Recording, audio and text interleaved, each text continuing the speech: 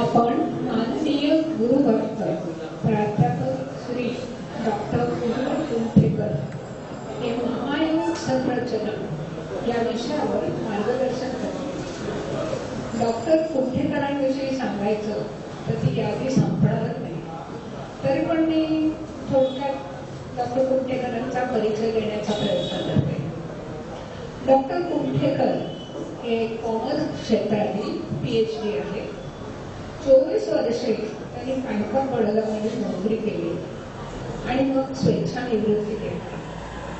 अनेक परिसरात आणि परिषदांमध्ये म्हणजे सेमिनार्स किंवा कॉन्फरन्सेसमध्ये त्यांनी सहभाग घेतला आहे.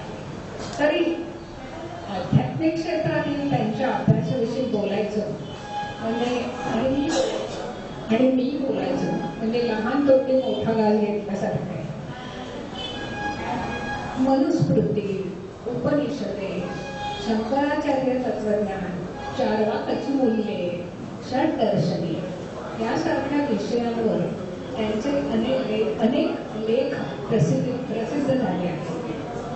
आजपर्यंत त्यांची प्रसिद्ध झालेली पुस्तके अशी आहेत: वेद चार्वाकाचा, चार्वाक मंथन, गीता शंकर भाष्य भावानुवाद, भारतीय तत्वज्ञानातील षड्दर्शने, तसेच कॉमर्स क्षेत्रात business communication guide, business law guide. आणि त्यांना अशी पुस्तके त्यांनी स्वतःच्या प्रज्ञेने लिहिलेली आहेत. त्यांना अनेक सन्मान प्राप्त झाले आहेत, जसे मंडुकाचार्य पुरस्कार, महाराष्ट्र साहित्य परिषदेचे बक्षीस, अथेन्स ग्रीस येथे तत्वज्ञान परिषदेचे अध्यक्ष म्हणून त्यांना नॉमिनेशनही मिळालं होतं. असे प्रबुद्ध डॉक्टर कुंठेकर आपल्याकडे आज वक्ते म्हणून लाभले आहेत. तर आपण त्यांच्याकडून महायोग संरचना या विषयावरील त्यांचे विद्वत्तापूर्ण भाषण ऐकूया. मी डॉक्टर कुंठेकरांना विनंती करते की त्यांनी त्यांच्या मार्गदर्शनावर व्याख्यान सुरू करावे.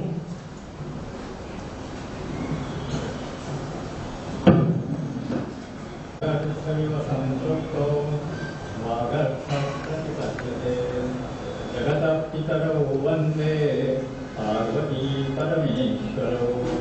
श्रुति स्मृति पुराणानाम् आलयं करुणालयं नमामि भगवत्पादं शङ्करं लोकशङ्करम्.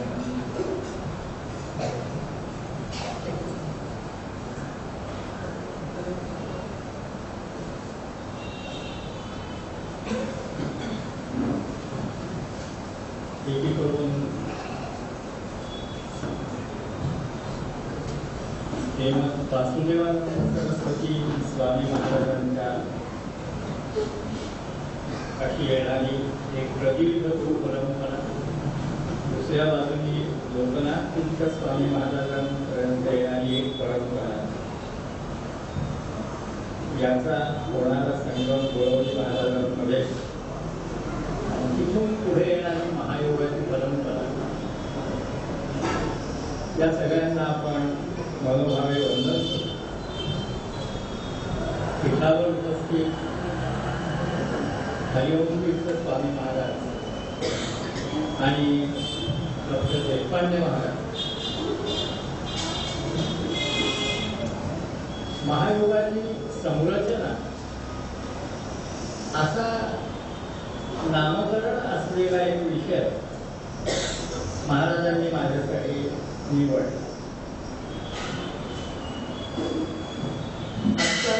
खरं तर महायोगा आणि त्यावर व्याख्यान करणं याबाबत बोलायचं झालं तर नुकतंच ज्यांचं प्रवचन झालं ते दीक्षित महाराज हे महायोगात दीक्षितही आहेत आणि दीक्षा प्रदानही करतात. तसंच देशपांडे महाराजही महायोगात दीक्षित आहेत आणि दीक्षा प्रदानही करतात. अशा आणि स्वामीजी तर संन्यासी आहेत, सर्वोच्च अधिकारी आहेत ते या मार्गाचे. अशा ह्याच्यात दीक्षितही नसलेल्या आणि दीक्षा देऊही न शकणाऱ्या माझ्यासारख्याने बोलायचं म्हणजे खरं अवघड आहे. पण आपला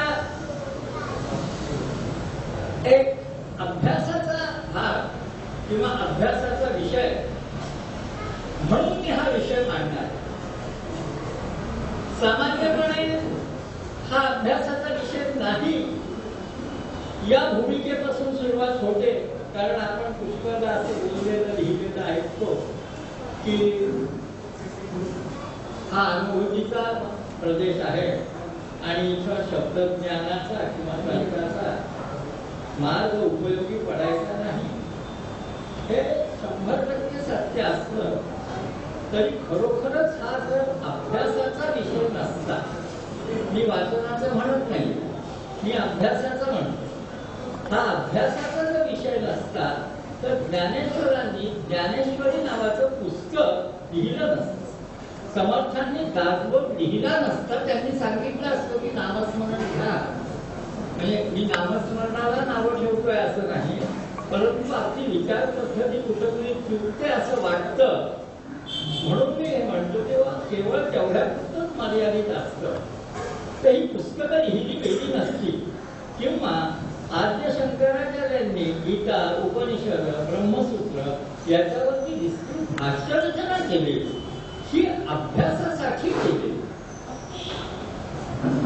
अभ्यास न करता काही अनुभूती येऊ शकणार नाही असं नाही आहे, पण अभ्यास व्यवस्थित केला तर त्या अनुभूतीचा पाया भक्कम नक्कीच होऊ शकेल. आणि त्यामुळे तर्क हा निरुपयोगी ठरणारा असला, लंडनला जाण्याला बस गाडी किंवा रेल्वे ही निरुपयोगी निश्चितच आहे, पण मुंबईपर्यंत तीच उपयोगी आहे. इथूनच पुढे आपल्याला जाता येणार आहे विमानामध्ये बसून. तेव्हा अनुभूतीच्या विमानात बसण्याच्या पूर्वी आपल्याला बैलगाडीतला प्रवास किंवा रेल्वे गाडीतला प्रवास हा करणं आवश्यकच. आणि मग कोणी तर असं विचार करत असेल की हाही कशाला, तर मग त्याला नांदेडलाच राहावं लागेल, जसं मी राहतो. असो काय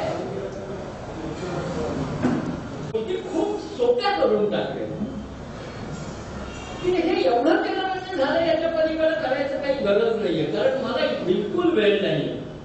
आताच सांगितलं किंवा इथं यायला तर वेळ नसतो, कधी 8:30 ते 9 वाजता 9:30 वाजता असंही तुम्ही म्हणाला.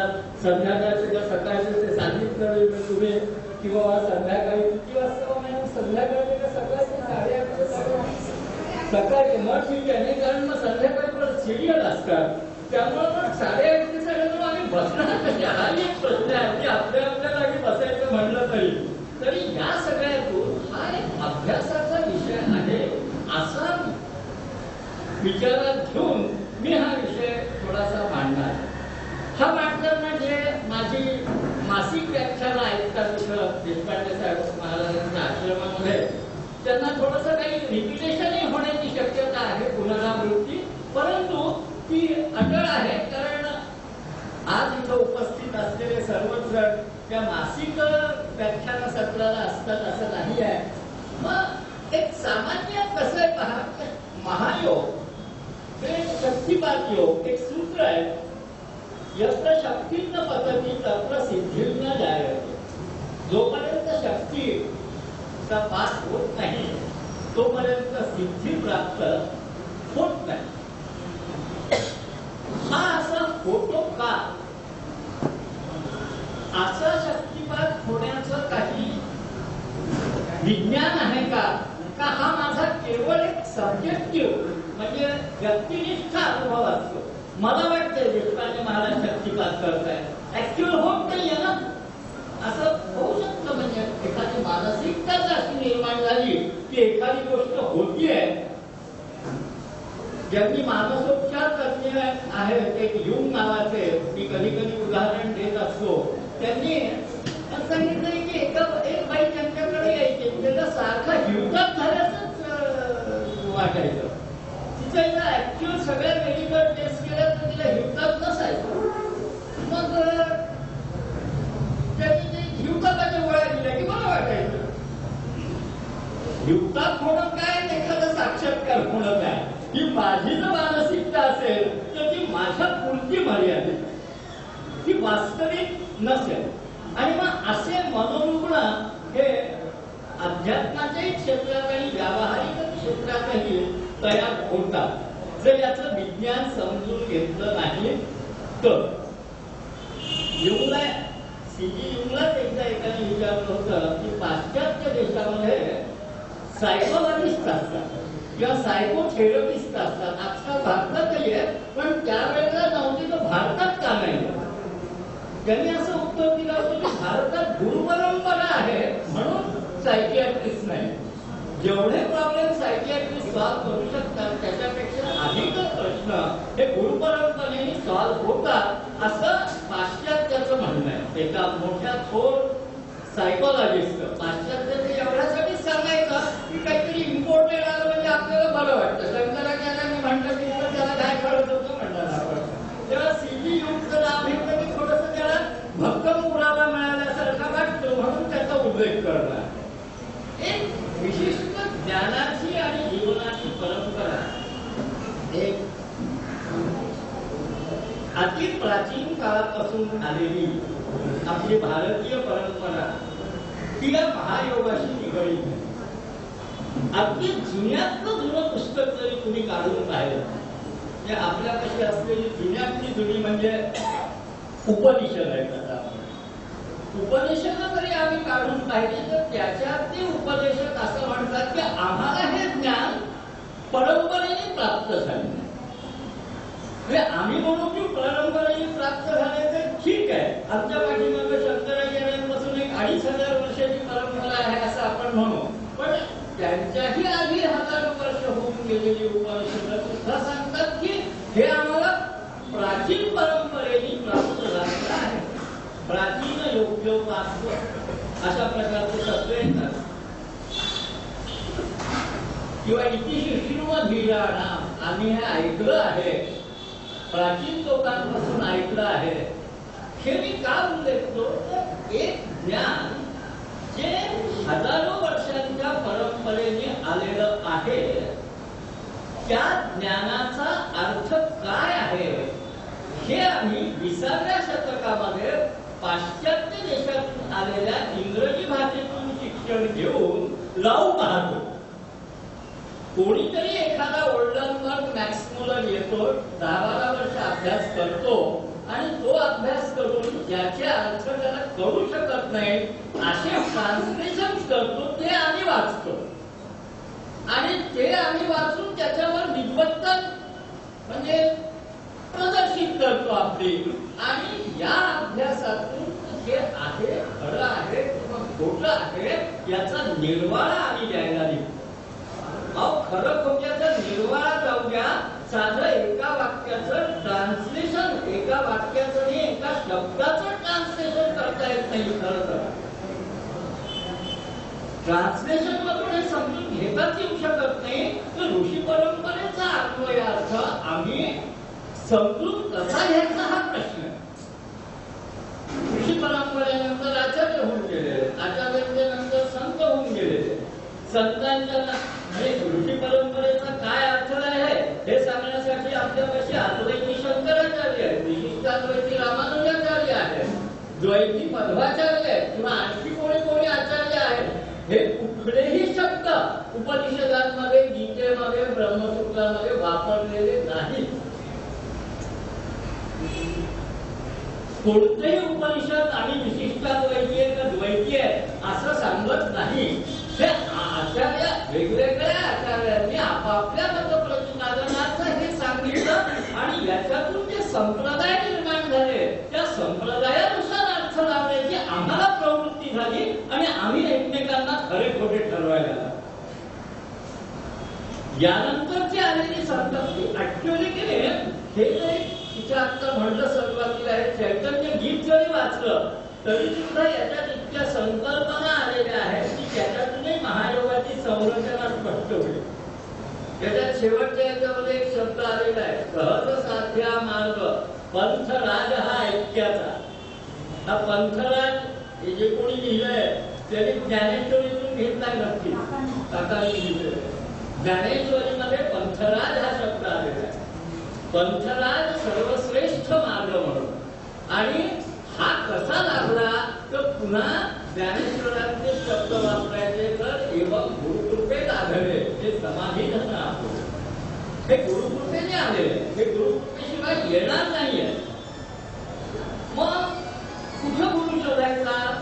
मी मगाशी जसं दीक्षित साहेबांनी सांगितलं तसं की बाबा हा तर स्टेशन तिथं कुठंतरी फार साधा माणूस दिसतो, हा कसा काय देशपांडे साहेब फारच साधे दिसतात, हे काही खरं गुरु असू शकत नाही.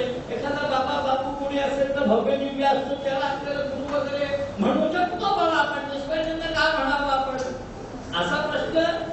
परंतु खरोखर शिष्याने गुरुपेक्षा कडे जायचं असं जे आपण म्हणतो तसं क्राइस्टचं एक वाक्य आहे. आज ख्रिस्त जयंती म्हणून त्या वाक्याचं स्मरण करायला हरकत नाही आपल्याला. When the disciple is ready, master is there. मागे मी कधी बोललेलोय की शिष्याची तयारी पूर्ण झाली म्हणजे गुरु तिथे येणार. कसा येणार काय येणार ते त्या गुरुला माहिती आणि शिष्याला माहिती, पण शिष्याची तयारी झाली. आणि शिष्याची तयारी शक्ती 5 त्याच्यामध्ये 5 हा शब्द आहे म्हणजे वरून खाली काहीतरी येणं. पण तयारी करायला खालून वरही थोडस जावं लागतं. मग हा खालून वर जाण्याचा क्रम आणि वरून खाली काहीतरी येण्याचा क्रम हा दोन्ही कुठेतरी जॉईंट झाला पाहिजे. नुसतं वरून खाली तर येतच आहे. म्हणजे कुठही अशी अवस्था नाही आहे की परमेश्वरी सत्तेतून काही खाली उतरत नाही. मी हल्ली त्या योगी अरविंदांच्या आश्रमात जात असतो व्याख्यान द्यायला. त्या मदर त्यांच्या ज्या होत्या तर त्यांनी असं एके दिवशी डिक्लेअर केलं, काहीतरी तारीख आहे 2 दिवस तिथं मॉन्टेसरीमध्ये साजरा केला जातो, की त्यांनी जे सांगितलं ती परमार्थ सत्ता त्याच्यासाठी ते सप्रामेंटल हा शब्द वापरतात. त्या सप्रामेंटलचं अवतरण झालं पाहिजे जगभर. आणि जगभर जर सप्रामेंटलचं अवतरण झालं तरच जे त्याला डिव्हायनिटी म्हणतात, लाईफ डिव्हाइन दिव्य जीवन पृथ्वीवरचं हे दिव्य जीवन पृथ्वीवर साकार होईल असं अरविंदांचं स्वप्न होतं. अरविंदांचं स्वप्न साकार झालेलं आहे असं आपण म्हणू शकू का याचं उत्तर तुम्हाला माहिती आहे. कारण तसं जर साकार झालेलं असतं स्वप्न तर आम्ही राम मंदिराऐवजी राम राज्याची घोषणा केली असते. आम्ही 25 वर्ष मंदिराची घोषणा करतो असं तो राजकारणाचा भाग आहे. आता देशपांडे महाराज असं म्हणते की हे राजनीतीच आलं पाहिजे. मी अनेक लिडर्स कडे गेलो, नेत्यांकडे गेलो, हे नेतृत्वात आलं पाहिजे. नेत्यांकडे गेलो पण कोणी काही ऐकायला तयार नाही. नेत्यांकडे जाऊन ते ऐकायला तयार नाही हे आपलं दुःख नाहीये, हे मानवतेचं करंटेपण आहे. नेतेचं आध्यात्मिक असते तर ही वेळच आली नसते. कदाचित गांधींनी असाच एक प्रयत्न केला. हा सगळा महायोग म्हणा किंवा सिद्धयोग म्हणा हा व्यक्तिगत मुक्तीसाठी नाहीये, हा विश्वाच्या कल्याणाचा योग आहे. फळाची व्यंकटी सांडो कयाची सत्कर्मी गती वाढो. 1200 इसवी सन मध्ये म्हणलेले आहेत. 800 वर्ष गेली पण फळाची व्यंकटी काही सांडत नाही पण त्यांची सत्कर्मी गती काही होत नाही. हे होण्यासाठी हा योग आहे.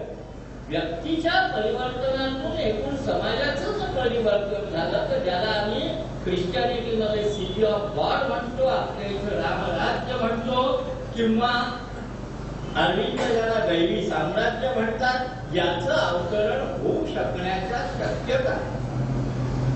आणि महायोगामध्ये याचं उत्तर तुमच्याच पती तुमच्या कशी आहे. म्हणजे गजानन महाराजांच्या पोथीत एका तरी म्हणलेलं आहे की हा योग असा आहे की याला बाहेरचं काही लागत नाही. तुमच्या देहातलीच साधनं घेऊन तुम्ही हा योग साधायचा आहे. आणि महाराज त्याहून पुढे जाऊन म्हणतात की आपल्याला काही करायचंच नाही. अर्जुनाच्या गीतेमध्ये एक वाक्य असं आलेलं आहे, प्रकृती यांची भूतानी निग्रह किम करिष्यति. तू नाही करतो काय म्हणणार युद्ध? तू नाही करत, ती प्रकृती तुझ्याकडून ते युद्ध करवणार. हे वाक्य अगदी साधं असलं तरी अत्यंत महत्वाचं वाक्य याच्यासाठी आहे की मी एक 3-4 क्लासेस सांख्याचे घेतले असतील. आता स्वामी महाराज म्हणत होते की कुठं बडोद्याला सांख्य आणि ब्रह्मसूत्र बराच चिंतन आणि विचार झाला. सांख्य समजल्याशिवाय काहीच समजत नाही. या महायोगाची आपल्याकडे काय केलेलं आहे, प्रत्येक गोष्ट आता ओंकार समजा घेतला आपण. तुम्ही मोठ्या महाराजांचं दत्त महात्म्य जरी वाचलं, दत्त पुराण अवघड आहे संस्कृत म्हणजे अवघड म्हणजे आता त्याचे अनुवाद झालेले त्याच्यामुळे अवघड म्हणता येत नाही काय.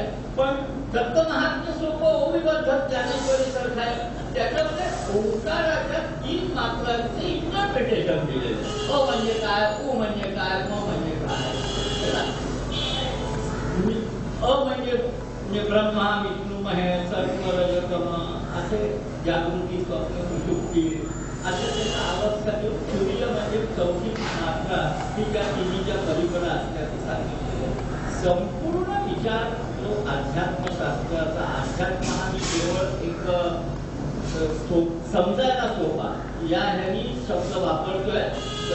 वस्तुस्थितीचं पाहिजे तर अध्यात्मशास्त्र हा सुद्धा एक मर्यादित स्वरूपाचा शब्द आहे, ज्याला आपण म्हणू शकतो का असा भाग आहे. आणि अध्यात्मशास्त्रामध्ये अध्यात्माचं ज्ञान होतं असं म्हणलं तरी परिपूर्ण सर्वज्ञता किंवा परमार्थ ज्ञान त्यात आहे का नाही असं मला डाऊट आहे. मी अजून काही परिपूर्ण शिक्षित नाही आहे, अर्ध शिक्षित आहे. त्यामुळे असे प्रश्न मला पडतात आणि मला पडणारे प्रश्न मी तुमच्यासमोर मांडत राहतो.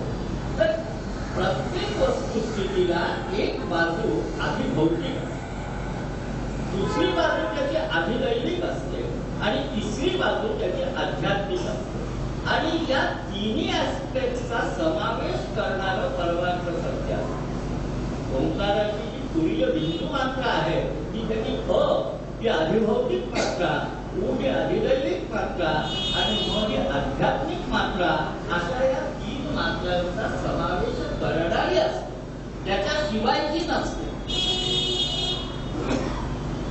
ही त्याच्याशिवाय आहे. या तिन्हीला सोडून वेगळी असाही काही लोकांचा गैरसमज असतो. मी हे स्पष्ट यासाठी करतो की जेव्हा आम्ही महायोगाचा विचार करतो, महाराजांनी सांगितलं की काही न करता स्वस्थ बसा, काही न करता स्वस्थ बसा. म्हणजे स्वस्थेला आपण बसतोच म्हणजे शेवटी मी स्वस्थ बसतो बाबा ही तर कृती आपण करतो. त्यामुळे काहीच न करणं हे इतकं अवघड आहे खरोखर की आम्ही काही न करण्याची संकल्पना आणि डेली रुटीन जर आम्ही आमचं घेतलं तर या रुटीन मध्ये आम्हाला करायच्या ज्या गोष्टी असतात त्या आम्ही करत नसतो.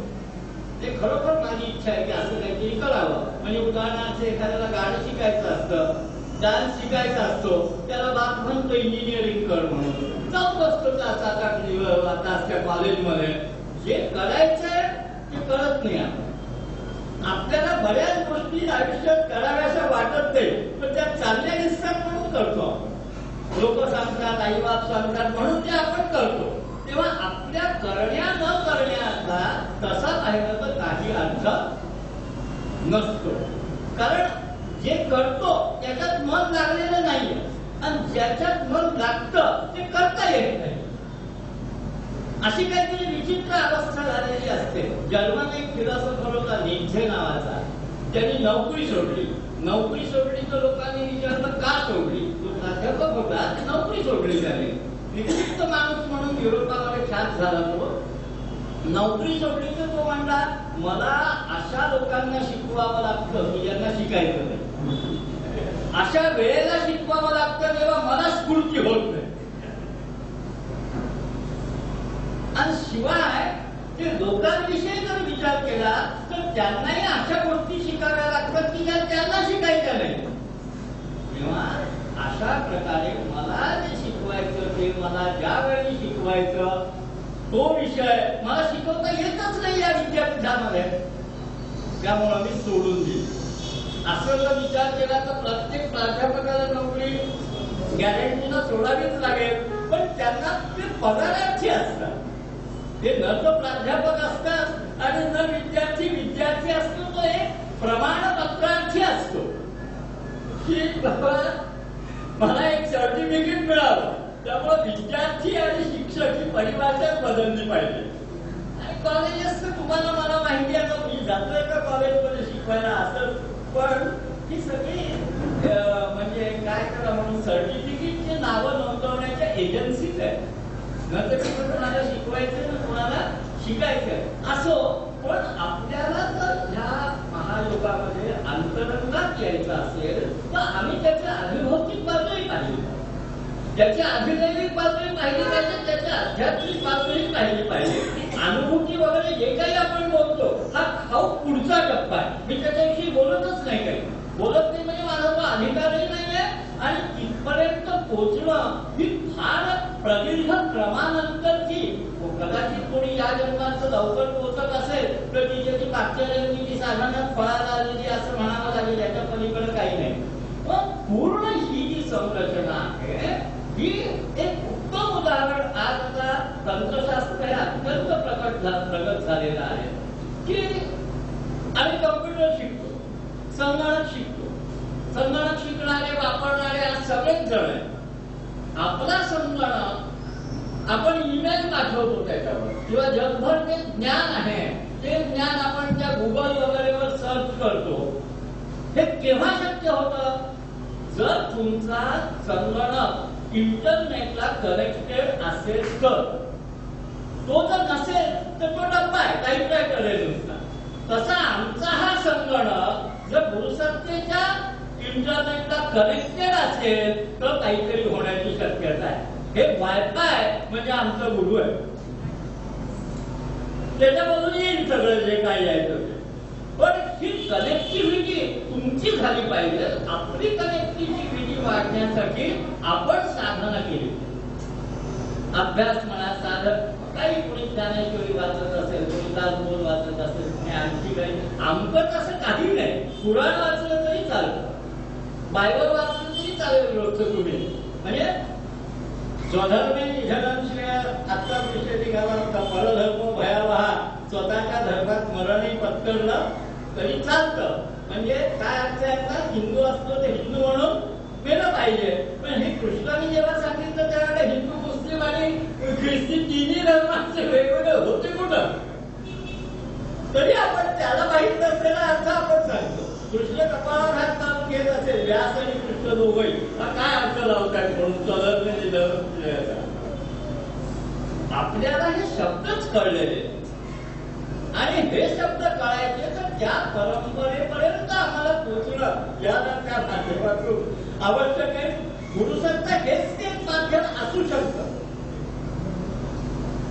भौतिक संरचना याची, अभिदैविक संरचना आणि आध्यात्मिक संरचनेमध्ये सगळ्यात महत्वाची काय असेल, आणि माझी पद्धती नाहीये.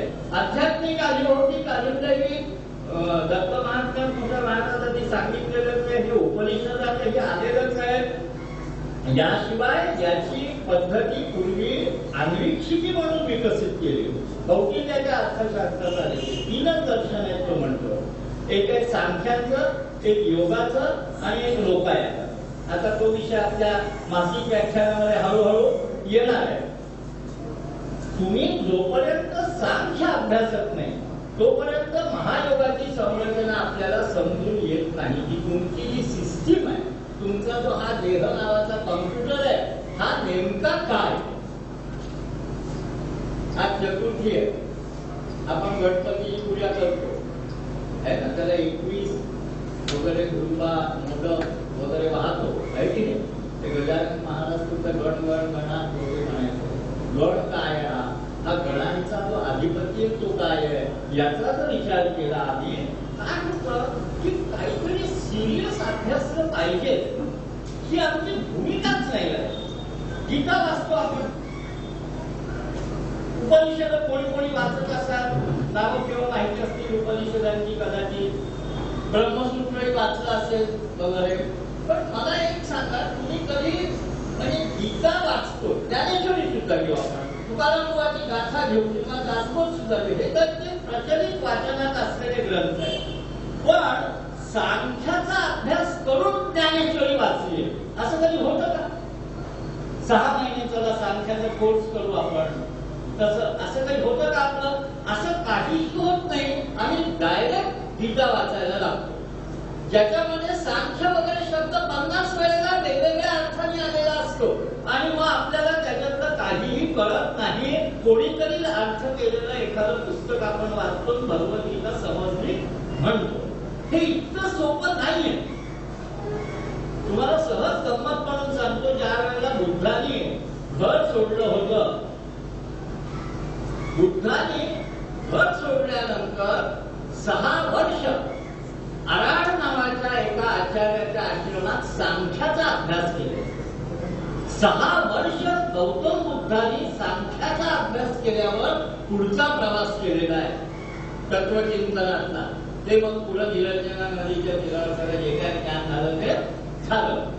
पण सांख्याचा त्यांनी 6 वर्ष अभ्यास केलेला आहे.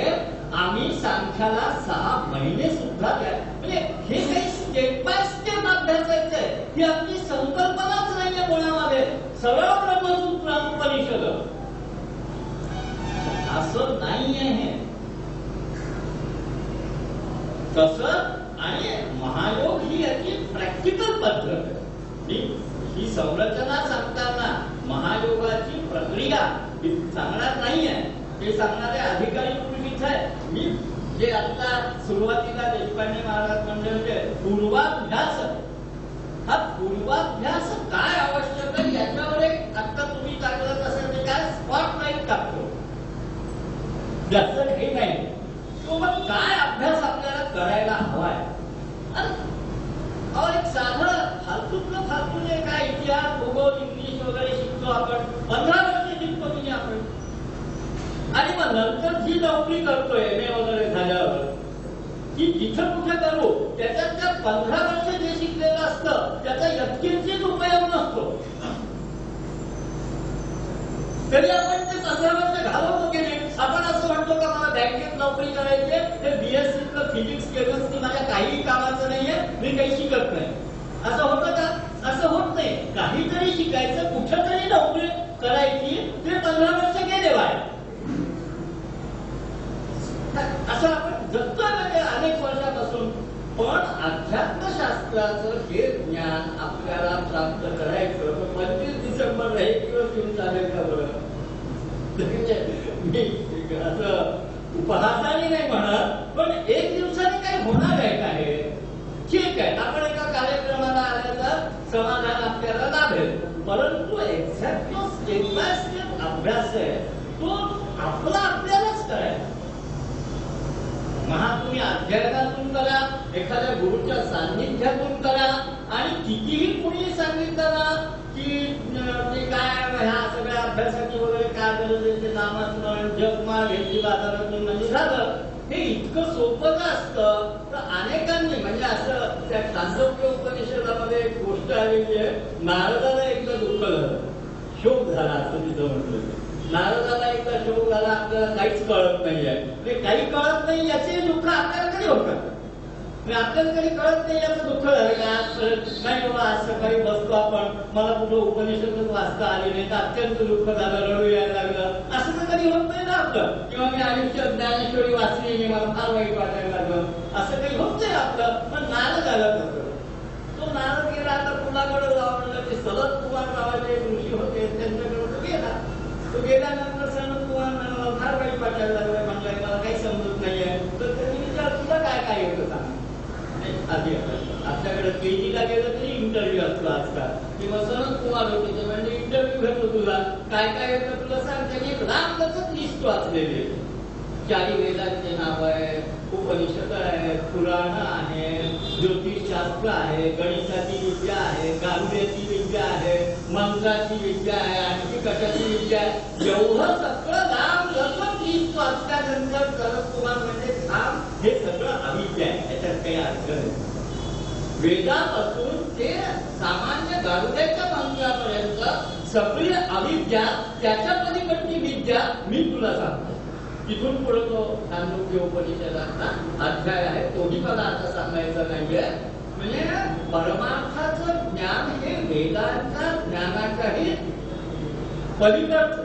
चारी वेदही उपनिषदांनी अविद्येत घातलेले.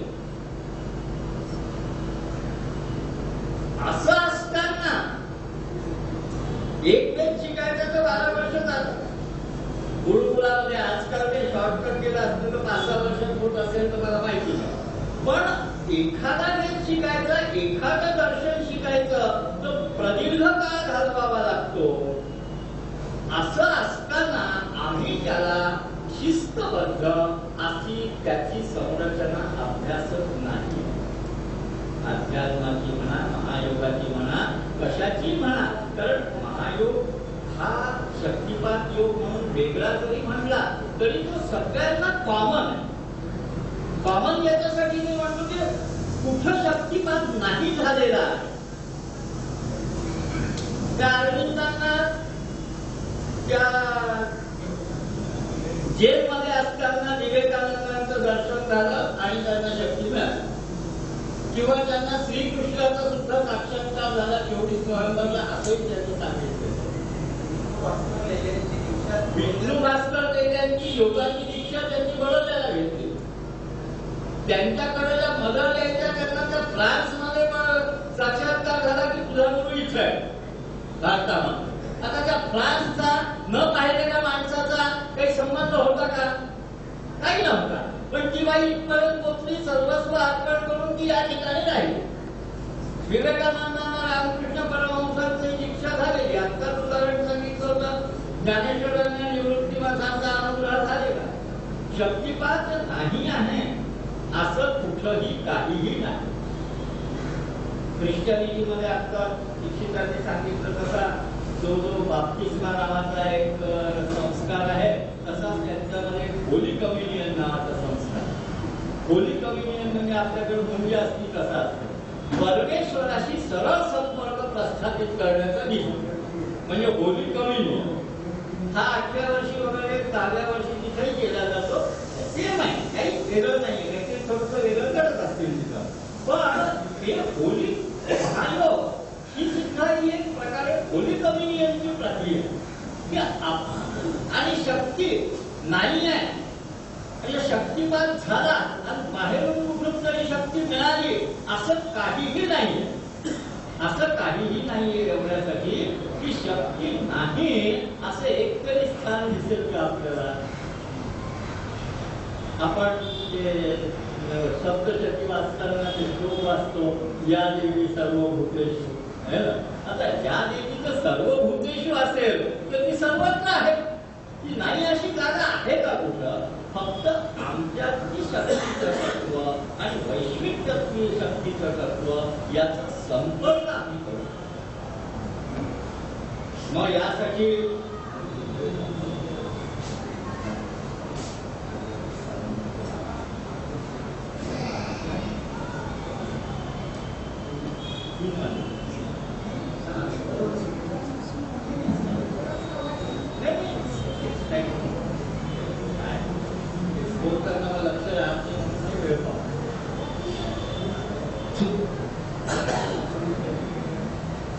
या महायोगाच्या साधनेत आपल्याला सगळ्यात आधी आपली विचारांची परिपक्वता अभ्यासातून आणणं फार आवश्यक मला तरी वाटतं. आणि ही जोपर्यंत तुमचे जसं मला देशपांडे महाराज तिन्ही पंचकृष्ण आपण साधे जयघोष करतो. आता जयघोष करतो तो म्हणजे आपण तिथून सुरू करतो. तिथून अवधूत चिंतन श्री गुरुदेव दत्त, नरसिंह श्रीपाद श्रीवल्लभ, नरसिंह सरस्वती, वासुदेवानंद सरस्वती, लोकनाथ तीर्थ, देशपांडे महाराज, म्हणजे इथपर्यंत यायला पाहिजे ना. मग प्रत्येकाचं इंडिव्हिज्युअल उल्लेख आपण करतो. पण गुरुसत्ताला एक असेल तर या सगळ्याचा इंडिव्हिज्युअल उल्लेख करायची काय गरज आहे? व्यक्तिगत नाही. तर आम्हाला मात्र प्रत्येकाचं इंडिव्हिज्युअल खरोखरच भारतात येऊन घेऊन गेलेल्या सगळ्या गुरु परंपरेची व्यक्तिगत नावांचा जर उल्लेख करायचा झाला एक दिवस अख्खा जाईल, 24 तास. पण तरी पण आपण ज्या कशाशी जोडलेलो असतो त्याच्यामध्ये आपण जे काही आपल्याला आठवतात किमान पक्षी सगळे तर आपल्यालाही आठवत नाही, तेवढ्या सगळ्यांचा उल्लेख आपण करतो. म्हणजे पुन्हा आम्ही काय करतो की व्यक्तीशी निगडीत असंच अध्यात्म पावलं की हो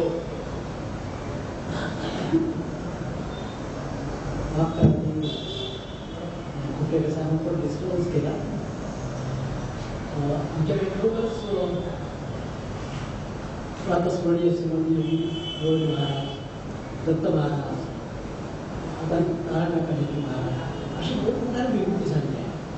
आणि या विभूतीमध्ये महाराज असतानाच एक दैट असं कसं आला की काही साधकांनी ऑपरेशन घेतलं की दत्त महाराजांचं नाव घेतलं नाही, त्यांनी गोविंद महाराजांचं नाव घेतलं नाही. आणि त्यामुळे थोडासा विरोध साधकांमध्ये बसा. साधक काय करतात की एवढे महान वैभव असून त्याला त्या प्रतिमेवर पाहतात. प्रतिमेच्या पलीकडे साधकाने गेलं पाहिजे की तो त्या व्यक्ती इतक्या मोठ्या आहेत तर त्या व्यक्तीसोबत राहतील का, त्यांचं असू त्या चैतन्याशी पुढे मिळाले म्हणजे. पण तसं होता प्रत्येकाला वाटतं माझे गुरु माझ्या गुरु माझ्या गुरु अशा व्यक्ती महात्म्याकडे जातात. तर महाराजांनी त्यामुळे आम्ही आता काय करतो की फक्त अवधूत सद्गुरू स्वामी महाराज, तर स्वामी महाराज वासुदेव सरस्वती आणि लोकनाथी स्वामी महाराज हे सगळं अजूनही काही नाही. आम्ही टाकामागचे जयकरा म्हणजे ज्या माणसाने त्याचं तत्वज्ञान दिलं ते त्याचे शिष्य जे करतात असा प्रकार होतो. म्हणजे की तत्व समजून घ्यायला पाहिजे हे ते सांगतात. तत्वानुसार आम्ही साधनेचा त्या दृष्टीने हे केला पाहिजे. म्हणून मी थोडासा डिस्टर्ब केला आणि हा भाग आमच्याकडे पेरू झाला. काका महाराज आधी सुरुवात की फक्त अवधूत चिंतन सद्गुरू स्वामी महाराज, स्वामी महाराज सगळे स्वामी आले, सगळे संत आले.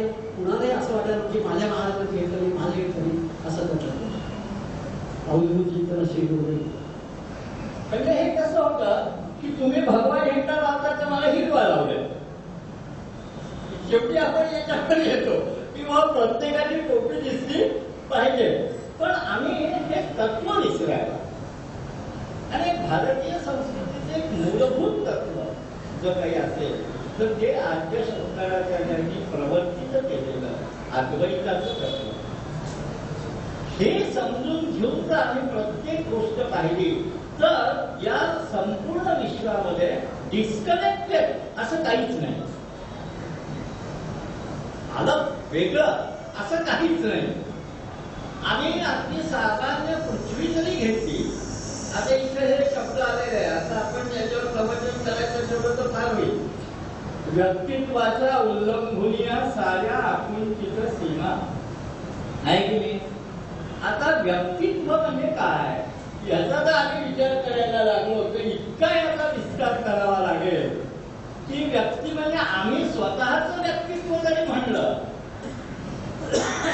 तरी सुद्धा त्या परत छांदोग्य उपनिषदातच एक गोष्ट आहे ते इंद्र देवांचा राजा आणि राक्षसांचा राजा, राक्षसांचा आणि असुरांचा राजा विरोध. या दोघांना एकदा म्हणे असं बुद्धी झाली की आत्मज्ञान प्राप्त झालं पाहिजे. आत्मज्ञान प्राप्त झालं तर सगळं काही प्राप्त होतं. म्हणून ते प्रजापतीकडे उपनिषदामध्ये प्रजापतीकडे गेले, विष्णूकडे शंकराकडे गेले असं कुठं उपनिषदामध्ये कुठंच उल्लेख नाहीये. गेल्यानंतर त्यांनी सांगितलं आम्हाला आत्मज्ञान पाहिजे, आम्ही याच्यासाठी आलेलो आहे. दोघांनी सांगितलं, थोडीशी तापातल्या राज्यातून सुट्टी बिटी घेतली असेल त्यांनी सांगितलं की आता आपणही आता एखाद दिवस आता आज काय अंगारची चतुर्थी सोडून एक राहते ख्रिसमस आहे. ख्रिसमस मुळे ख्रिस्ताच्या कृपेने आज सुट्टी आहे. सुट्टी नसते तर ही संख्या असते का मला सांगा बरं. नक्की किमान 50% तरी आपापल्या कामाला गेले असते की नाही. आपल्याला या महायोग संमेलन काय देशपांडे साहेबांकडे घरी जाऊन नंतर काहीतरी विचारलं होतो, आज आपली ड्युटी केलेली बरी असं म्हणून आम्ही आमच्या ड्युटीला गेलो असतो. तिथं ते गेल्यानंतर त्याला तर प्रजापतीने म्हणलं आलात तर ठीक आहे बसा म्हणे अंगोली करा. आता 32 वर्ष इथं राहायचं. 32 वर्षानंतर मी तुम्हाला उत्तर देतो माझ्या प्रश्नाला. 32 वर्ष आपण 32 मिनिटं थांबत नाही हो कशासाठी. इथंच 32 मिनिटं उशीर झाला एवढं जाऊ द्या, त्याला थांबू आपण. पण नंतर त्या प्रवचनाला 32 मिनिटं उशीर झाला तर थांबू का मला थांबत नाही. तर ते दोघं इमानदार होते तिथं थांबले. 32 वर्षानंतर प्रजापतीकडे गेले म्हणे ते आमचं झालं आता ते नुसतं सांगितलं नव्हतं ब्रह्मचर्य पाहून का तर ते तसे नाही रे असो. आता तुम्ही म्हणाल पुराण आहे त्याच्यात काही लिहिलेलं असतं तसंही आपण समजूया. पण 32 वर्षानंतर गेल्यानंतर त्याला सांगितलं काय म्हणजे आमचं आत्मरूप काय आहे. ठीक आहे तुम्ही त्याच्यासाठी आला होता म्हणे ते गंगामध्ये पाणी ठेवलेलं त्या पाण्यामध्ये बघा काय दिसतं बघा आणि जा. घंटाभराचं तर प्रवचन 32 वर्षानंतर तेही नाही दिलं. गंगाळात पाहायला सांगितलं जा म्हणाला. गंगाळात पाहिल्यानंतर पाण्यामध्ये काय दिसतं याचं विरोचनाने शोधलेलं उत्तर देह हाच आत्मा हे व्यक्तित्व जे आहे हे व्यक्तित्व आम्ही देहापुरतं मर्यादित करू शकतो. जसं आम्ही गुरुसत्ता ही वासुदेवानंद कृती मर्यादित करू दत्त महाराजांपुरती देशपांडे महाराजांपुरती मर्यादित करू किंवा हे तिघही नाहीये म्हणू. काही व्यक्तित्व आम्ही कसं मर्यादित करतो विरोचनाने मर्यादित केलं व्यक्ती तो निघून गेला. आपल्या राज्यात जाऊन सांगितलं देह हाच आत्मा. त्या दत्त महात्म्यामध्ये मोठ्या महाराजांचे हा प्रसंग त्या हुंडासुराच्या कथेच्या निमित्ताने घेतलेला आहे. हुंडासूर प्रयत्न करतो की मला मारणारा जन्माला आलेला आहे आणि त्याचा नाश मी केला पाहिजे. सगळा प्रयत्न कशासाठी देहरक्षणात. आमचं व्यक्तित्वही असं मर्यादितच असतं. मग इंद्राला मात्र डाऊट आला संशयात्मा विनश्यती. पण ह्यानी संशय तो तत्वज्ञानाच्या क्षेत्रात करतं संशयात्मा करिष्यती आहे. प्रत्येक विषयाबाबत संशय घेतला पाहिजे हे नाही. ही प्रक्रिया न इतकी ही सुरू झाली की शरीर आहे का देह नाही आहे. मग त्याने विचार केला की बाबा देह हा जर आत्मा आहे तर हा तुटतो फुटतो आंधळा कांगळा होतो तरी मी तर शिल्लक असतो म्हणून तो परत इंद्राकडे प्रजापतीने त्याला परत 32 वर्ष थांबायला सांगितलेलं आहे. हा रामलचक प्रवास आहे त्या कथेचा. ती कथा पूर्ण सांगत नाही पण इंद्राला पुढे 2 ते 3 टप्प्यात त्याला परमार्थाचं ज्ञान दिलं. प्रजापती तुम्ही कुठं थांबताय. मी देहाच आत्मापाशी थांबतोय तर तिथेच थांबले. तिथून एकेका टप्प्याने मग तैत्तिरीय उपनिषदाने पंचकोशांचं ज्ञान दिले. हे उपनिषद एक वाचून चालत नाही सगळी वाचावी लागतात कारण एक विषय एकीकडे आलेला असतो दुसरा विषय दुसरीकडे आलेला असतो. आणि कुणाच्या ते साधे भाषानुवादित आहेत ते वाचून चालत नाही कारण उपनिषदाचे शब्द समजायला अवघड असतात. त्यामुळे ते शंकराचार्यांचं भाष्य वाचावं लागतं. काहीतरी समजतं थोडंफार. तर असो एखाद्याला वाचून पहा म्हणजे 10-12 वर्षात जरी उपनिषदाचे भाष्य वाचून झाले तरी माझ्या फारच चांगली गोष्ट होईल ती. आपण त्याच्याकडे खरं तर गीता प्रेसचे इतके उपकार आहेत की दशोपनिषदांचे भाष्य 100-200 रुपयामध्ये मिळतात विकत. तुमच्या एखाद्या 3D मॅगझिनच्या किंमत म्हणून तर आपण ती घेतच नाही कधी. त्याने बंद केली आता कोणीच घेत नाही. पब्लिकेशन बंद करावं लागते गीता प्रेस. अशी आध्यात्मिक पब्लिकेशनची अवस्था आहे. असो तर संशय घेऊन एक टप्पा पार करत पुढे गेलं.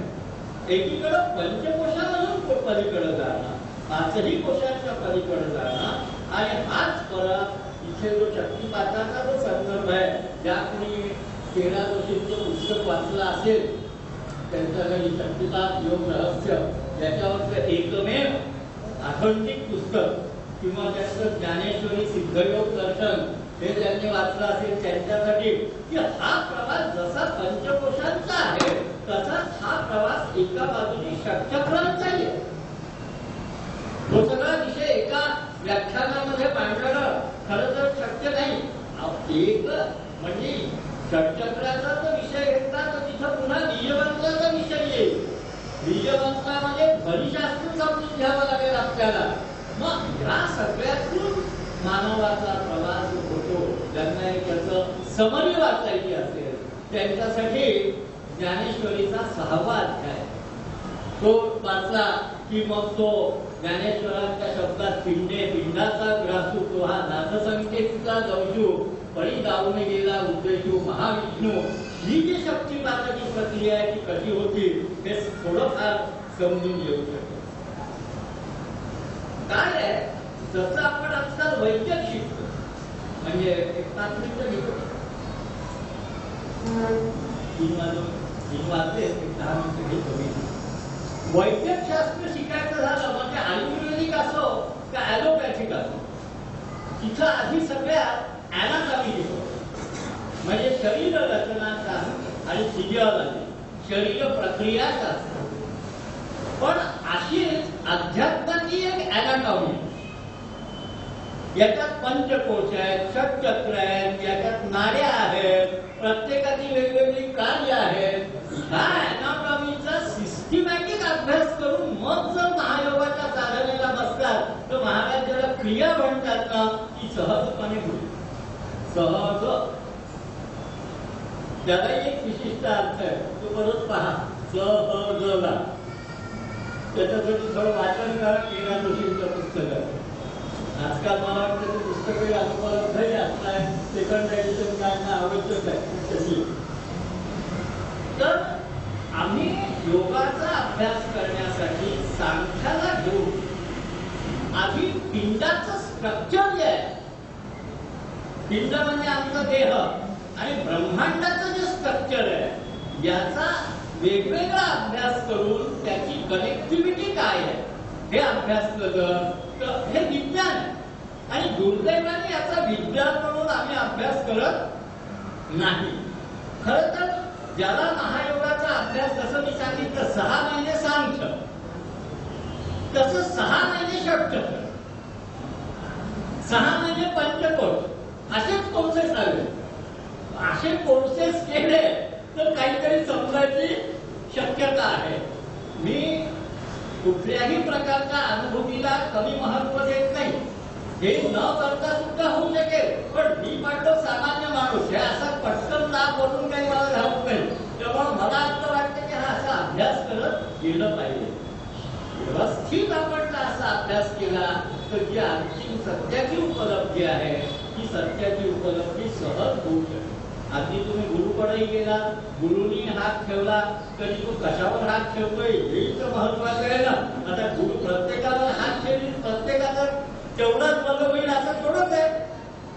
जे मटेरियल समोर शिष्याच्या रूपाने आलेलं आहे त्या मटेरियलची क्वालिटी तितकीच महत्वाची आहे. आणि ती क्वालिटी वाढवणं तुमच्या बाजूला हातात आहे, त्याला तुम्ही काय करणार आहे. त्यामुळे गजानन महाराजांच्या पोथीमध्ये जसं बंकटलाल आहे तसं तो विठोबा घाटोळ सुद्धा आहे. दोघंही गजानन महाराजांपाशीच आहेत. आता घाटोळाच्या डोक्यावरही त्याचा हात ठेवता आला असता तर त्याला त्याची काठी बदललं.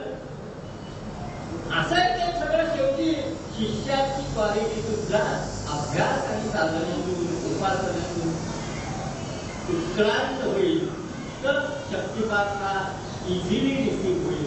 आपली का तांब्याची, सोन्याची, चांदीची, लोखंडाची का लाकडाची. आता आपली जर लाकडाची असेल कुठं पीठ जाणार त्याच्यातून नाही जाणार.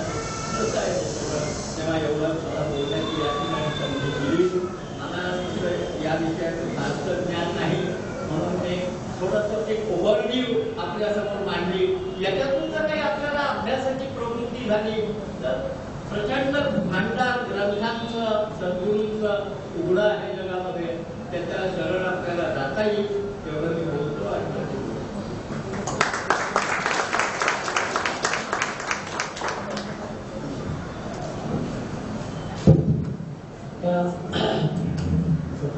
साहेबांनी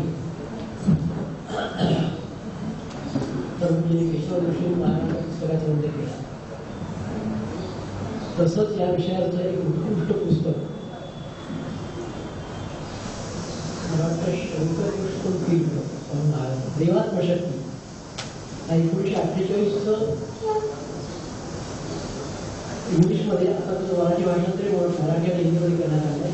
तो नवारी आश्रमला आपला जो शिवतीर्थाचा आश्रम आहे तिथे उपलब्ध होऊ शकतो. आणि ते शक्तिपदांचे उत्कृष्ट अधिकार वाढेल असं पुस्तक आहे. देवात्मशक्ती इंग्लिश आणि मराठी आणि हिंदी वर्षात आहे.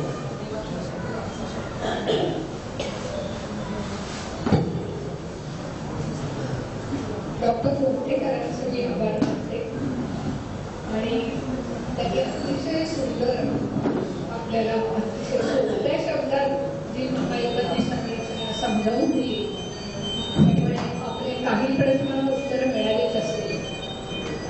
आज आता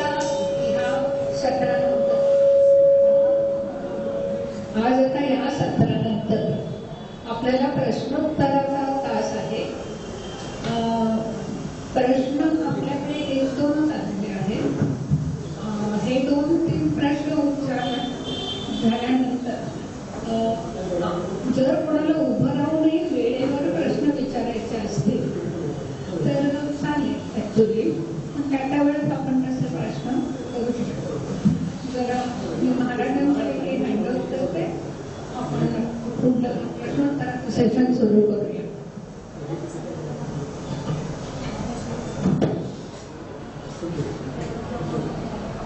तू नाही करत की प्रकृती तुझ्याकडून ते युद्ध करवलं. हे वाक्य अगदी साधं असलं तरी अत्यंत महत्वाचं वाक्य याच्यासाठी आहे की मी एक 3-4 क्लासेस सांख्याचे घेतले असतील. आता स्वामी महाराज म्हणत होते की कुठं घडून तिथं सांख्य आणि ब्रह्मसूत्र बराच चिंतन आणि विचार झाला. सांख्य समजल्याशिवाय काहीच समजत नाही. या महायोगाची आपल्याकडे काय केलेलं आहे, प्रत्येक गोष्ट आता ओंकार समजा घेतला आपण. तुम्ही मोठ्या महाराजांचं दत्त महात्म्य जरी वाचलं तर तुम्हाला अवघड आहे. संस्कृतमध्ये अवघड म्हणजे आता त्याचे अनुवाद झालेले त्याच्यामुळे अवघड म्हणता येत नाही काय, पण दत्त महात्म्य सोपं ओविबद्ध ज्ञानेश्वरी सारखं आहे. त्याच्यामध्ये ओंकाराच्या 3 मात्रांचे इंटरप्रिटेशन दिलेले. अ म्हणजे काय, ओ म्हणजे काय, म म्हणजे काय. अ म्हणजे ब्रह्मा विष्णू महेश सर्व रजतम असे जागृती स्वप्न सुषुप्ती असे त्याचा अवस्था. सूर्य म्हणजे 4 मात्रा की त्या तिन्हीच्या परिबळा असल्याचं सांगितलेलं. संपूर्ण विचार जो अध्यात्मशास्त्राचा, अध्यात्म हा मी केवळ एक समजायला सोपा या ह्यानी शब्द वापरतोय. वस्तुस्थितीचं पाहिजे तर अध्यात्मशास्त्र हा सुद्धा एक मर्यादित स्वरूपाचा शब्द आहे. ज्याला आपण म्हणू शकतो का हे असा भाग आहे. आणि अध्यात्मशास्त्रामध्ये अध्यात्माचं ज्ञान होतं असं म्हटलं तरी परिपूर्ण सर्वज्ञता किंवा परमार्थ ज्ञान त्यात आहे का नाही असं मला डाऊट आहे. वाटतं मी अजून काही परिपूर्ण शिक्षित नाही आहे, अर्ध शिक्षित आहे. त्यामुळे असे प्रश्न मला पडतात आणि मला पडणारे प्रश्न मी तुमच्यासमोर मांडत जातो. तर प्रत्येक वस्तुस्थितीला एक बाजू अधिभौतिक, दुसरी बाजू त्याची अधिदैविक असते आणि तिसरी बाजू त्याची आध्यात्मिक असते. आणि या तिन्ही ऍस्पेक्टचा समावेश करणारं परमार्थ सत्य आहे. ओंकाराची जी तुरीय बिंदू मात्रा आहे ती त्याची अ ही अधिभौतिक मात्रा, ऊ ही अधिदैविक मात्रा आणि म ही आध्यात्मिक मात्रा अशा या 3 मात्रांचा समावेश करणारी असते. त्याच्याशिवायची नसते. ही त्याच्याशिवाय आहे. या तिन्हीला सोडून वेगळी असाही काही लोकांचा गैरसमज असतो. मी हे स्पष्ट यासाठी करतो की जेव्हा आम्ही महायोगाचा विचार करतो, महाराजांनी सांगितलं की काही न करता स्वस्थ बसा, काही न करता स्वस्थ बसा. म्हणजे स्वस्थेला आपण बसतोच का, म्हणजे शेवटी मी स्वस्थ बसतो बाबा ही तर तुझी आपण करतो. त्यामुळे काहीच न करणं हे इतकं अवघड आहे खरोखर की आम्ही काही न करण्याची संकल्पना आणि डेली रुटीन आम्ही आमचं घेतलं तर या रुटीन मध्ये आम्हाला करायच्या ज्या गोष्टी असतात त्या आम्ही करत नसतो. ते खरोखर माझी इच्छा आहे की असं काहीतरी करावं. म्हणजे उदाहरणार्थ एखाद्याला गाणं शिकायचं असतं, डान्स शिकायचा असतो, त्याला बाप म्हणतो इंजिनिअरिंग कर म्हणून, जाऊन बसतो तास त्या कॉलेजमध्ये. जे करायचंय ते करत नाही आपण. आपल्याला बऱ्याच गोष्टी आयुष्यात कराव्याशा वाटत नाही पण त्या चालल्या दिसतात म्हणून करतो आपण. लोक सांगतात, आई बाप सांगतात म्हणून ते आपण करतो. तेव्हा आपल्या करण्या न करण्याचा तसा पाहिलं तर काही अर्थ नसतो. कारण जे करतो त्याच्यात मन लागलेलं नाहीये आणि ज्याच्यात मन लागतं ते करता येत नाही. अशी काहीतरी विचित्र अवस्था झालेली असते. जर्मन एक फिलॉसॉफर होता नीत्झे नावाचा, त्यांनी नोकरी सोडली. नोकरी सोडली तर लोकांनी विचारलं का सोडली? तो प्राध्यापक होता, नोकरी सोडली त्याने. विचित्र माणूस म्हणून युरोपामध्ये ख्यात झाला तो. नोकरी सोडली तर तो म्हणला मला अशा लोकांना शिकवावं लागतं की ज्यांना शिकायचं नाही. अशा वेळेला शिकवावं लागतं जेव्हा मला स्फूर्ती होत नाही. आणि शिवाय ते लोकांविषयी जर विचार केला तर त्यांनाही अशा गोष्टी शिकाव्या लागतात की ज्या त्यांना शिकायच्या नाही. तेव्हा अशा प्रकारे मला जे शिकवायचं ते मला ज्यावेळी शिकवायचं तो विषय मला शिकवता येतच नाही या विद्यापीठामध्ये, त्यामुळे मी सोडून दिली. असं जर विचार केला तर प्रत्येक प्राध्यापकाला नोकरी गॅरंटीनं सोडावीच लागेल, पण त्यांना ते पगारार्थी असतात. ते न तर प्राध्यापक असतात आणि न विद्यार्थी असतो. तो एक प्रमाणपत्रार्थी असतो की मला एक सर्टिफिकेट मिळावं. त्यामुळे विद्यार्थी आणि शिक्षक ही परिभाषाच बदलली पाहिजे. आणि कॉलेजेस तुम्हाला मला माहिती आहे, आता मी जातोय का कॉलेजमध्ये शिकवायला असं, पण ही सगळी म्हणजे काय करा म्हणून सर्टिफिकेटची नावं नोंदवण्याच्या एजन्सीज आहेत. नंतर कुणाला शिकवायचं ना कुणाला शिकायचं असो, पण आपल्याला जर ह्या महायुगामध्ये अंतरंगात यायचं असेल तर आम्ही त्याच्या अनुभौतिक बाजूही पाहिली, त्याची अभिनैतिक बाजूही पाहिली पाहिजे, त्याची आध्यात्मिक बाजूही पाहिली पाहिजे. अनुभूती वगैरे जे काही आपण बोलतो हा खाऊ पुढचा टप्पा आहे. मी त्याच्याविषयी बोलतच नाही, काही बोलत नाही म्हणजे माझा तो अधिकारही नाहीये. आणि तिथपर्यंत पोचणं ही फार प्रदीर्घ क्रमानंतरची, कदाचित कोणी या जन्मात लवकर पोचत असेल तर ती त्याची मागच्या जन्मीची साधनात फळाला आलेली असं म्हणावं लागेल, याच्या पलीकडे काही नाही. पण पूर्ण ही जी संरचना आहे ही एक उत्तम उदाहरण आजचा तंत्रशास्त्र हे अत्यंत प्रगत झालेलं आहे की आम्ही कम्प्युटर शिकतो, संगणक शिकतो.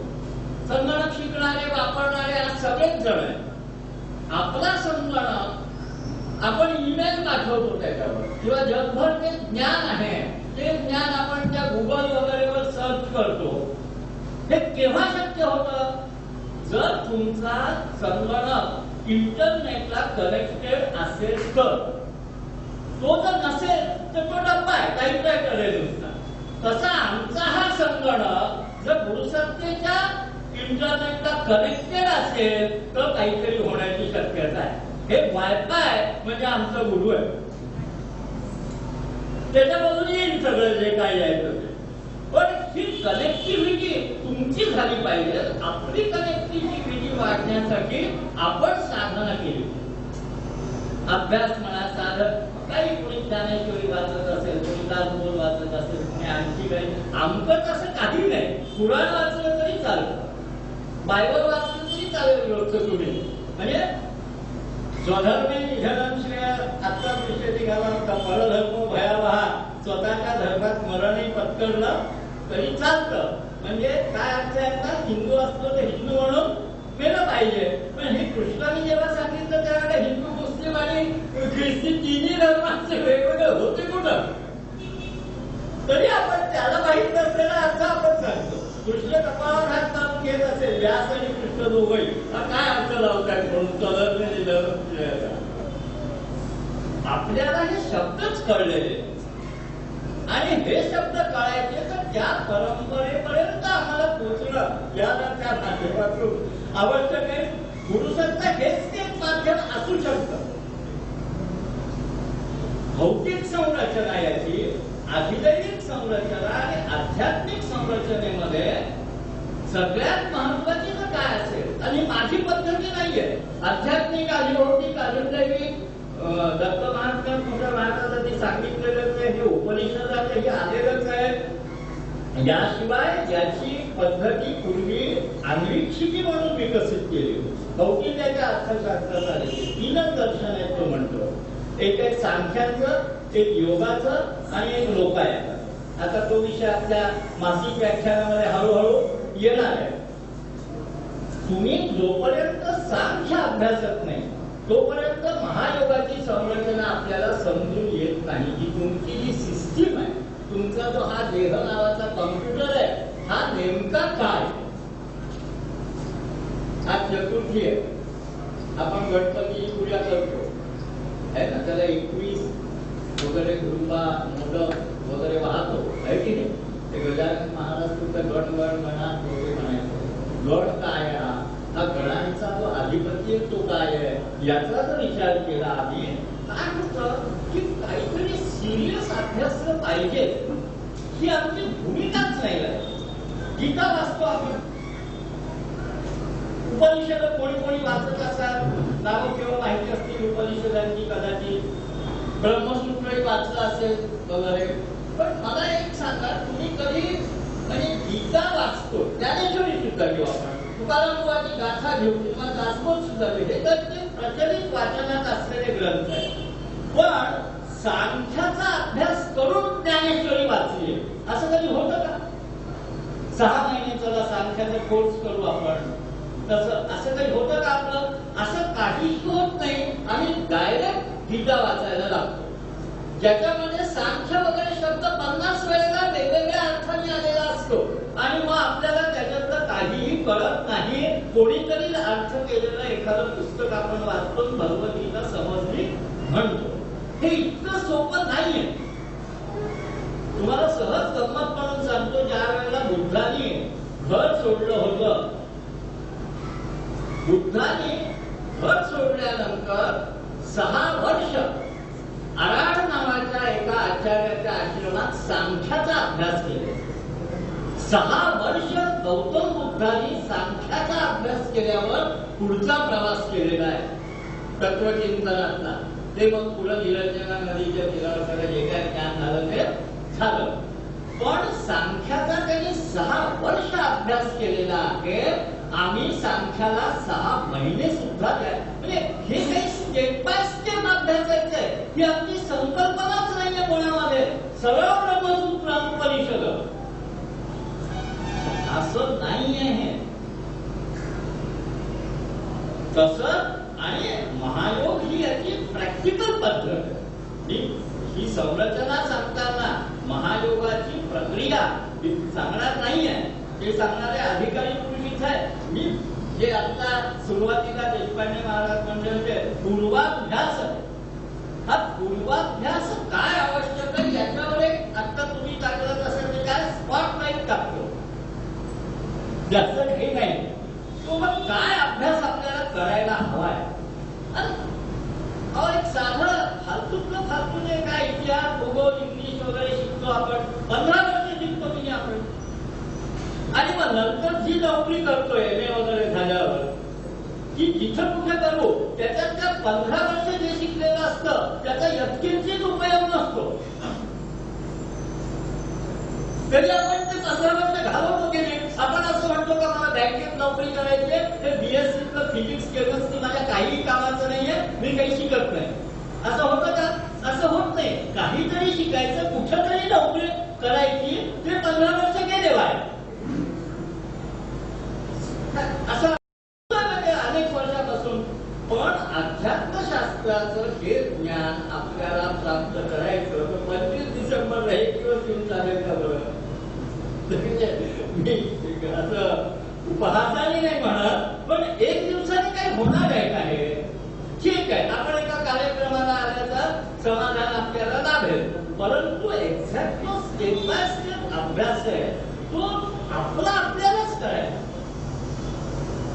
तुम्ही अध्ययनातून करा, एखाद्या गुरुच्या सान्निध्यातून करा.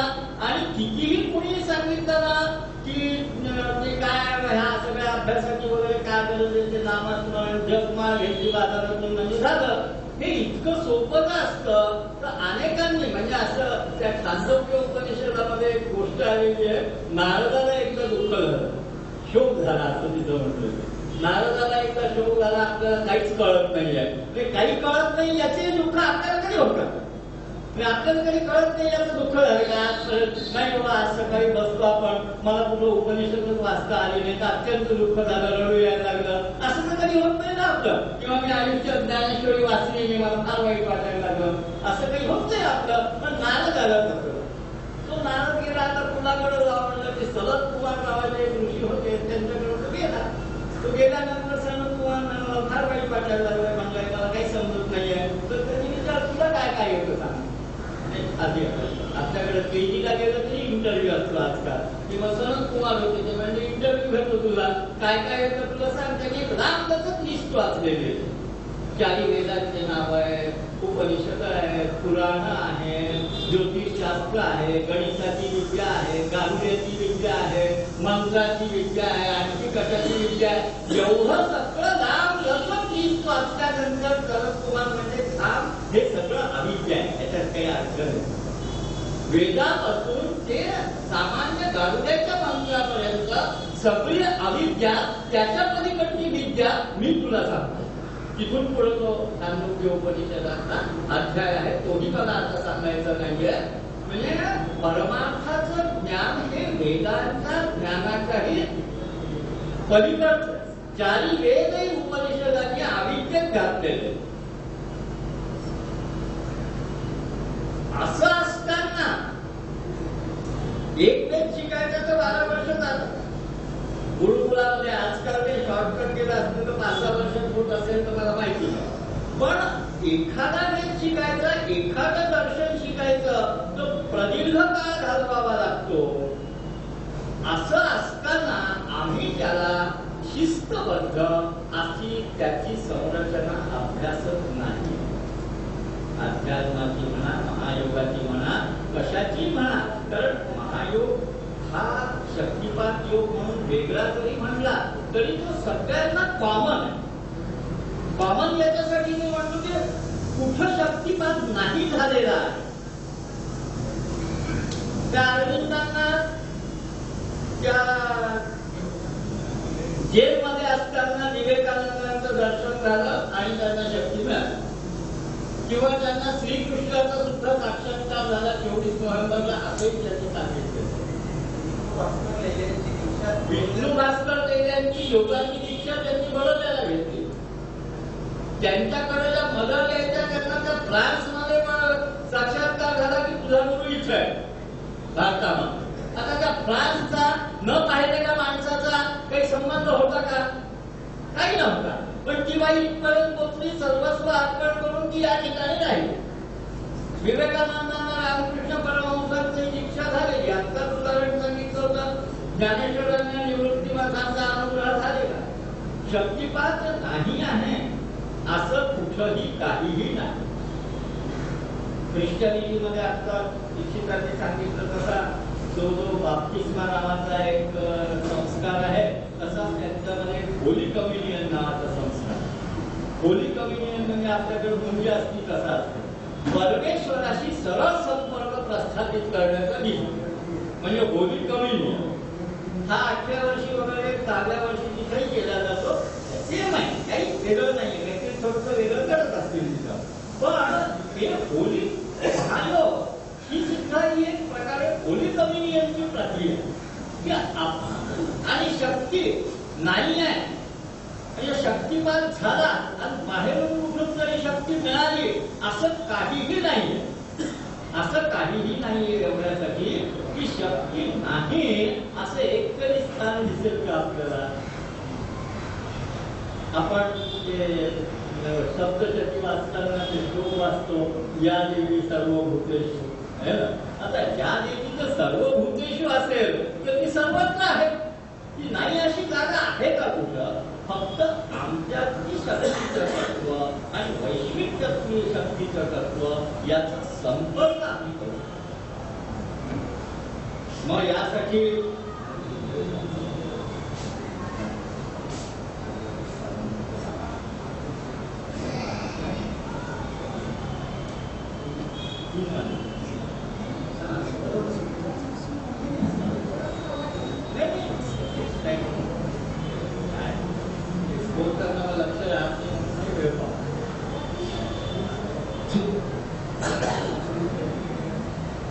या महायोगाच्या साधनेत आपल्याला सगळ्यात आधी आपली विचारांची परिपक्वता अभ्यासातून आणणं फार आवश्यक मला तरी वाटतं. आणि ही जोपर्यंत जसं मला देशपांडे महाराज तिन्ही म्हणतात पुष्कळ आपण साधे जयघोष करतो.